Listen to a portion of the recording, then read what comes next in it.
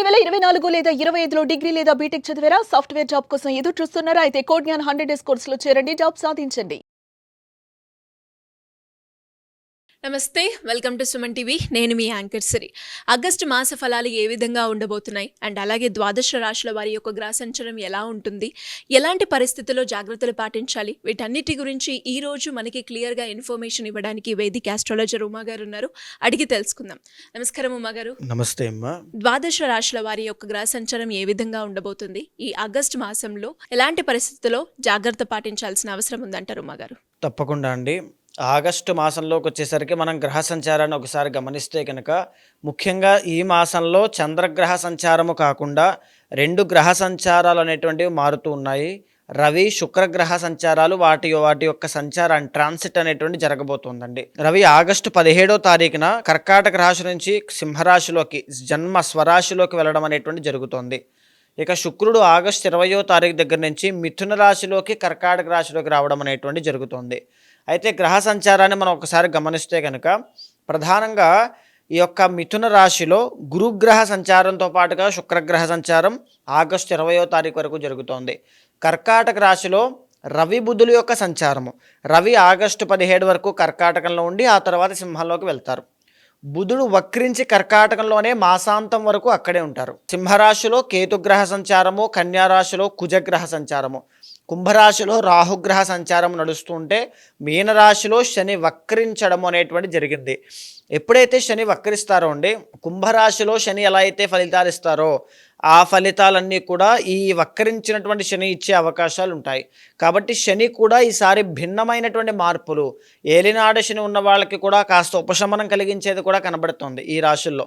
తర్వాత శని యొక్క బాధలు తగ్గడము, కొంతమందికి శని బాధలు పెరగడం, ఇవి కనబడుతున్నాయి. ఈ భిన్నమైనటువంటి మార్పుల కారణంగా ఏ రాశుల వాళ్ళకి ఎలా ఉంది అనేటువంటిది మనం ఒకసారి చూద్దామమ్మా. ఆగస్టు మాసంలో సింహరాశి వారికి ఏ ప్లానెట్స్ యోగిస్తున్నాయి, వారు ఎలాంటి పరిస్థితుల్లో ఆర్థికంగా కావచ్చు, విద్యాపరంగా కావచ్చు, కుటుంబ పరంగా, సంతాన పరంగా ఎలాంటి పరిస్థితుల్లో జాగ్రత్త పడాల్సిన అవసరం ఉందంటారు మా గారు? తప్పకుండా అమ్మా. ప్రధానంగా సింహరాశి వాళ్ళకి ఈ మాసంలో 4 గ్రహాలు అద్భుతంగా యోగిస్తున్నాయి అని చెప్పుకోవచ్చు. అది ఎలాంటి విషయాల్లో అంటే, లాభంలో శుక్రగ్రహ సంచారం చాలా బాగుంది మిథునంలో ఉండి. ఆగస్టు 20వ తారీఖు తర్వాత కూడా 12వ స్థానంలోకి శుక్రుడు వెళ్ళిన తర్వాత కూడా వీళ్ళకి చాలా బాగా యోగిస్తున్నారు. లాభంలో గురుగ్రహ సంచారం చాలా బాగుంది. 12వ స్థానంలో బుధుడు. ఇక్కడ చూడండి, ఆగస్టు 20వ తారీఖు తర్వాత 12వ స్థానంలో బుధ శుక్రుల యొక్క కంజంక్షన్ రాజయోగంగా వీళ్ళకి మారబోతోంది అని చెప్పుకోవచ్చు. అయితే ప్రతికూలంగా ఉండేటువంటి పరిస్థితులు మనం చూస్తే కనుక లగ్నంలో కేతు, 2వ స్థానంలో కుజగ్రహ సంచారం, 7వ స్థానంలో రాహుగ్రహ సంచారము, అష్టమంలో శని వక్రించి ఉండడము, 12 స్థానంలో ఆగస్టు 17వ తారీఖున రవి ట్రాన్సిట్ కాబోతున్నారు. అయినప్పటికీ కూడా సింహరాశి వాళ్ళకి అది మిశ్రమ ఫలితాలు ఇచ్చేటువంటి పొజిషన్గానే కనబడుతోంది. ఒక్కొక్కటిగా మనం మాట్లాడుకుంటే కనుక ప్రధానంగా లాభంలో ఉన్నటువంటి శుక్రగ్రహ సంచారము మంచి పేరు ప్రఖ్యాతులు తెచ్చిపెట్టడం కానీ, లేకపోతే శుక్రబలం ఎప్పుడైనా సరే జన ఆదరణను తీసుకురావడం కానీ, లేకపోతే శుక్రబలం ఉన్న కారణం చేత సినీ నాటక కళారంగాలు కానీ, నృత్య గీత వాద్యాది రంగాలు, క్రియేటివ్ సెక్టార్స్లో వీళ్ళు ఏం చేసినా సక్సెస్ అవ్వడం ఈ మాసంలో ఎస్పెషల్లీ చూస్తారని చెప్పచ్చు. అయితే ఆగస్టు 20 తరువాత 12వ స్థానంలో బుధ శుక్రుడు కంజంక్షన్ కలగడం వల్ల విదేశాల్లో ఉంటూ ఉద్యోగం కోసం లేదా వ్యాపారం కోసం ప్రయత్నం చేసే వాళ్ళకి కూడా చాలా శుభ పరిణామాలు కనబడతాయి అని మనం చెప్పుకోవచ్చు. అయితే లాభంలో గురుగ్రహ సంచారం మంచి ధన ఆదాయం పెరిగేటువంటి యోగంగా ఈ గురుబలం పెరగడాన్ని మనం తప్పకుండా చెప్పుకోవచ్చు.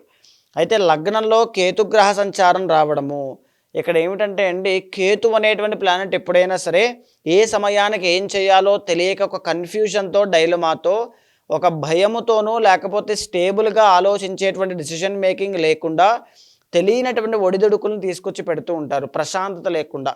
ఆ కేతు బలం పెరగడానికి గణపతి యొక్క ఆరాధన తప్పకుండా చేయండి.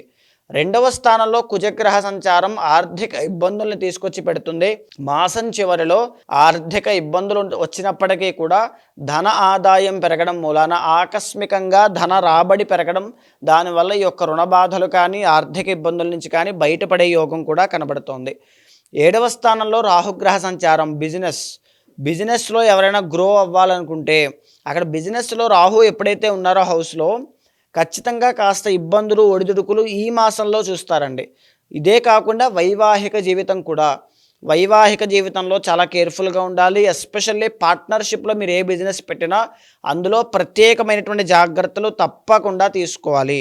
అష్టమంలో శని వక్రించి ఉండడం, ఎప్పుడైతే ఇక్కడ అష్టమంలో శని వక్రించి ఉన్నారో, వక్రించినటువంటి శనిగ్రహ సంచారం సప్తమం మీద ప్రభావితం అవుతోంది కాబట్టి, అంటే ఇక్కడ మనం చూస్తే సప్తమంలో శని రాహు ఇద్దరు కూడా కంజంక్షన్ ఉన్నారు. మీకు కానీ లేదా మీ స్పౌస్ అండి, భార్య లేదా భర్తకి అనారోగ్య సమస్యలు తలెత్తే అవకాశము ఈ మాసము లేదా పై మాసంలో 100% కనబడతాయి. నవంబర్ లోపు చాలా కేర్ఫుల్గా ఉండండి. శని రాహుల యొక్క కంజంక్షన్ స్పౌస్ మీద లేదా బిజినెస్ మీద పడుతోంది. ఇది ఒక విషయోగంగా చెప్పుకుంటాం. బిజినెస్లో ముఖ్యమైన నిర్ణయాలు అనేటువంటివి చాలా జాగ్రత్తగా ఆలోచించి తీసుకోండి.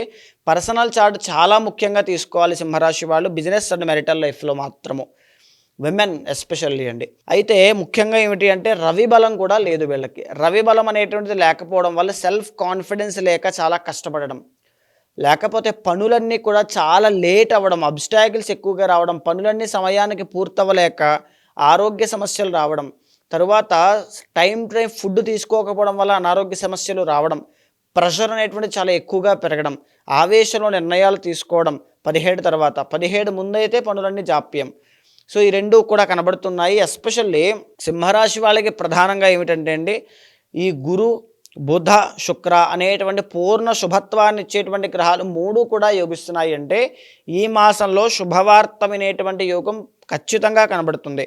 కానీ మిగతా గ్రహాలన్నీ కూడా మిశ్రమ ఫలితాలు ఇవ్వడం, లేకపోతే ప్రతికూలమైన పరిస్థితులు కలగజేసి ఉండడం అనేటువంటిది కాస్త ఇబ్బందికరమైన పరిస్థితులు క్రియేట్ చేస్తుంది. సో మీరు చేయాల్సింది ఏమిటి, ప్రతి శుక్రవారము దుర్గాదేవికి కుంకుమార్చన చేయించండి. ఎవ్రీడే శ్రీమాత్రే నమః అనేటువంటి మంత్రాన్ని ప్రతినిత్యము 108 సార్లు కానీ, 1008 సార్లు కానీ, 516 సార్లు కానీ జపం చేయండి. ఈ మంత్రాన్ని ఎవరైతే జపం చేస్తారో ఈ మాసంలో శుభము, శుభకార్యాలు, ఆనందము, డబ్బు, రాబడి ఇవే తప్ప చెడు అనేటువంటిది, దృష్టి ప్రభావం కానీ ఏ రకమైనటువంటి ఇబ్బందులు కూడా ఈ మాసంలో వీళ్ళకి కలగవు. తర్వాత ఏమిటి, మీరు ప్రధానమైన నిర్ణయాలు అయితే పర్సనల్ చార్ట్లో మాత్రమే తీసుకోవాలి. దీన్ని ఫాలో అవుతూనే పర్సనల్ చార్ట్ని కూడా ఎప్పటికప్పుడు చూసుకుంటూ ఉండాలి. ఆ విషయం బాగా గమనించండి. ఓవరాల్గా సింహరాశి వాళ్ళకి 60-40 అన్నట్టుగా మిశ్రమ ఫలితాలు ఈ మాసంలో చాలా బాగా కనబడుతున్నాయమ్మా. అంటే ఎలా ఉమ్మగారు, ఇంకా ఎవరికైనా కూడా వాళ్ళ ఇంటర్నల్ చార్ట్ ప్రకారంగా కావచ్చు, లేదు అంటే వాళ్ళు ఎదుర్కొన్న సమస్యలకి పరిష్కారం చేసుకోవాలి అనుకున్న వాళ్ళు ఎవరైనా కూడా మిమ్మల్ని అప్రోచ్ అవ్వాలి అంటే ఏ విధంగా ఉంటుందంటారు? తప్పకుండా అమ్మ, అలాంటి వాళ్ళు ఎవరైనా ఉంటే మీకు కింద కనిపించే నెంబర్కి కాల్ చేస్తే మా వాళ్ళు మీకు పూర్తి వివరాలు అందిస్తారు. ఇక్కడ గోచారము అనేటువంటిది 40% ఒక మానవ జీవితం మీద పడితే, పర్సనల్ చార్ట్ అనేటువంటిది 60% మానవ జీవితం మీద ప్రభావితం అవుతుంది. పర్సనల్ చార్ట్లోనే అంటే రెండింటినీ మనం సమన్వయం చేసుకుంటూ లెఫ్ట్ ఆర్ రైట్ సిచ్యువేషన్ వచ్చినప్పుడు ఎటు వెళ్ళాలో తెలియనప్పుడు ఈ ఆస్ట్రాలజీని సహాయం తీసుకుని చేసుకోవాల్సింది రెండింటినీ సమన్వయం చేసుకుంటూ వెళ్ళాలి.